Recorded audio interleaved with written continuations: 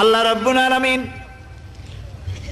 কোরআনে কারীমের ভিতরে নবীজির নাম একটি বারের জন্য নাম ধরে তাকে ডাকেন নাই, বরং তিনি বলেছেন তোমরা পরস্পর পরস্পরকে যেভাবে নাম ধরে ডাকাডাকি করো আমার নবীকে সেভাবে নাম ধরে ডাকবে না।